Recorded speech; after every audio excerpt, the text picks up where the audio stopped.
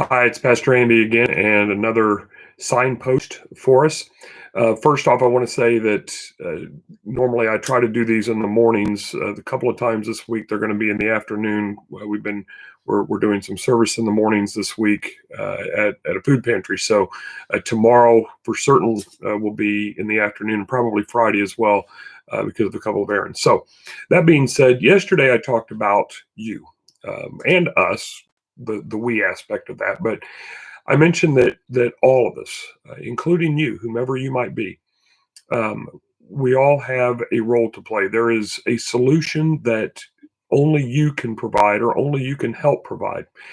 And today I want to talk about why you don't do that, why I don't do that.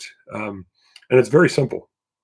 There's a story in 2 Kings chapter 13 about King Joash, and it's really not about him. It is about him, I guess, but it's really about Elisha, and it's right before Elisha dies, not Elijah, but his protege, Elisha. And in that story, uh, Joash goes to Elisha, presumably knowing Elisha's about to die, and in doing so, he wants some counsel, and he wants some assurances. And so he goes, and first thing Elisha tells him is to open the window and to take an arrow and shoot it out the window. And it's very interesting because Joash does exactly what Elisha says, exactly as he says to do it. He says, open the window. Window's open. Take an arrow.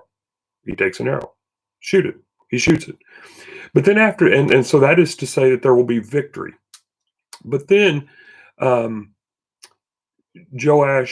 Elisha tells Joash to take some arrows and to strike the arrows on the ground. Now, if you're part of our church, you may remember a message I did on this about a year and a half ago, and use the arrows at on the platform, and just continue to strike them on the platform. But that's what Elisha tells the king to do, is to strike the arrows. And so the king takes the arrows, and I have some arrows with me today, so it's going to get noisy for a minute. But he takes the arrows and he strikes them on the ground 3 times. And Elisha says to Joash, you should have struck him 5 or 6 times. Now, again, all Elisha said to Joash originally was strike the arrows on the ground. He did not give any specific instructions like he had earlier, and Joash did not follow exactly. But Elisha simply said, strike the arrows on the ground, and Joash did. But afterwards, you should have struck him 5 or 6 times, and that would have given you complete victory. That would have made your victory complete, a rout over your enemy. There's a solution to the problem.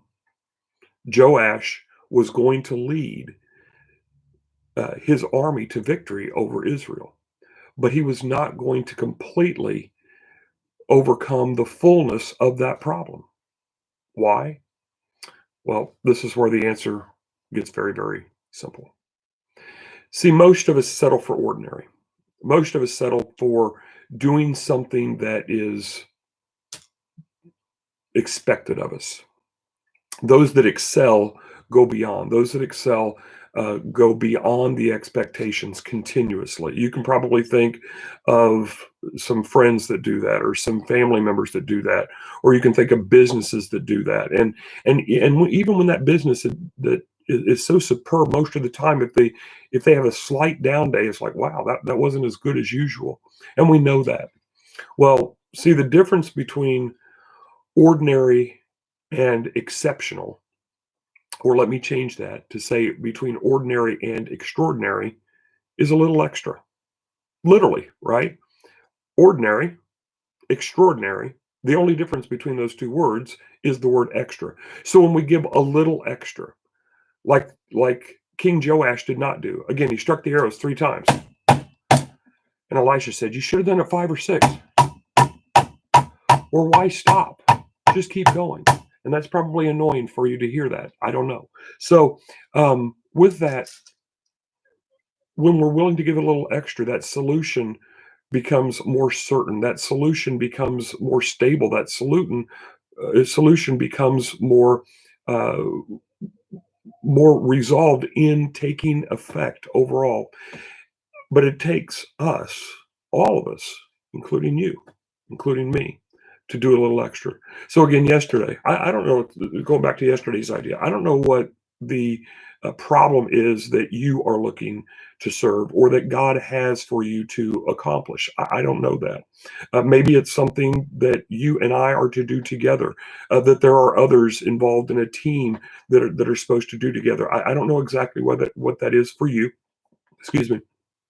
I still need to figure out some of what that is for me. I know several things that God has me doing right now, and how many of those are for a season, how many of those might never end, until I'm not on this earth anymore. I don't know, but for now, there are solutions that I need to try to provide. There are solutions that you need to try to provide, but we can only be effective if we don't just go for what is expected, but we go a little beyond, a little above.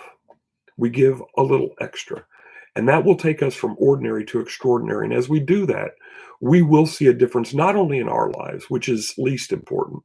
It is important in some way for us to make an impact on our lives. As Jesus said, love others as you love yourself. That begins with loving yourself. But ultimately, if we're going to leave something behind, it's because we have impacted others. And so, again, that little extra can go a long way in that. So, that is my short message for today. Just think about what that solution is. Think about how you can give a little extra. And then don't just think about it, but do it.